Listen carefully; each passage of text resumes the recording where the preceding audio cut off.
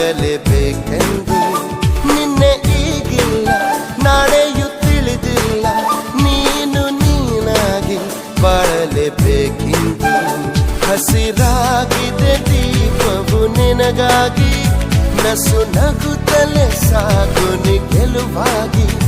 ಹೊಸ ತಂಗಾಳಿ ಹೇಳಿದೆ ಮೆಲುವಾಗಿ, ಈ ಬಾಳುಂಟು ಬಾಳುವ ಸಲುವಾಗಿ. ಕಿವಿ ಮಾತೊಂದು ಹೇಳಲೆ ನಾನಿಂದು, ದಾರಿ ನಿಂತಾಗ ಸಾಗಲೇಬೇಕೆಂದು.